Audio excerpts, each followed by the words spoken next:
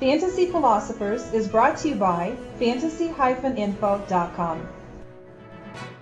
Pierre Garcon received an opportunity to start for the Indianapolis Colts after highly anticipated fantasy sleeper Anthony Gonzalez went down for the season with a knee injury week 1. Upon his opportunity, Garcon broke out in the first few games of his starting career as he had some big days, scored some touchdowns, and we started knowing who this guy was as he was posting games. Not only was he having days, I should say, but he was doing it on, Monday night, Sunday night football. So these were times where we were, on a national level, we were seeing this guy show his stuff, beating corners on, big plays and things. So we got to know his name as the season wore on. He, had his games where he would play good, and there were times where he kind of spat it out and didn't do that much, but really we did see his face emerge once again when we got to the AFC Championship game and even in the Super Bowl, but the championship game especially. I believe he had 11 receptions, over 150 yards receiving, and a touchdown against the New York Jets. So that was a really big game because Darrelle Revis, he was lining up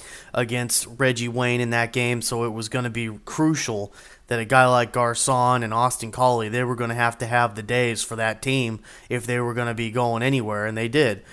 So with Garcon, we saw him take some bigger steps even towards the end of his first full season there as a starter.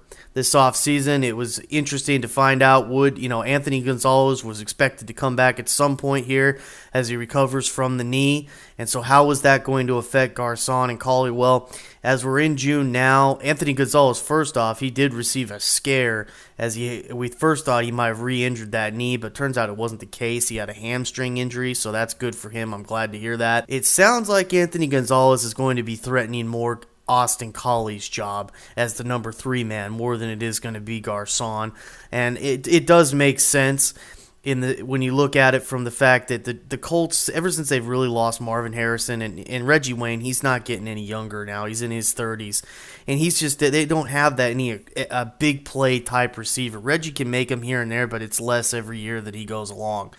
And so with Garcon, he's the one receiver that they have that really has the opportunity to get down the field and make some of those big plays after the catch, more so than the other guys that they have. And so it really leans to the fact that the Colts I think that is truly legit when the projections are that he will be the starter still. I think that's going to hold true because they do need his ability to do that. They just don't have somebody like that, and they need somebody that can potentially stretch the field. So with Garcon, his fantasy value should still be pretty good. I think that if Gonzalez is healthy, they're probably going to, hey, you're looking at Reggie Wayne, Gonzalez, Austin Collie, Dallas Clark, and Garcon. There's a lot of guys to throw to in this offense, so the ball will be spread around. But I do think Garcon's going to progress because of what he can bring to the table. This season, we have him down as a top 30 fantasy option at receiver as we're going into the summer here, and I think that's going to hold. So look for him to have a season where he sees more touchdowns. We did start seeing him make more touchdowns, becoming even more of an impact player towards the end of the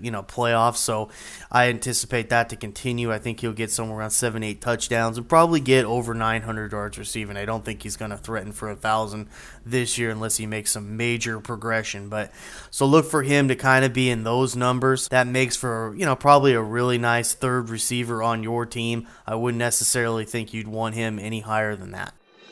For more fantasy football information, go to fantasy-info.com and sign up for our free e-newsletter. Good luck in your 2010 Fantasy Football League. As an added bonus, the Fantasy Info guys will include their 5 secret tips for success in fantasy football.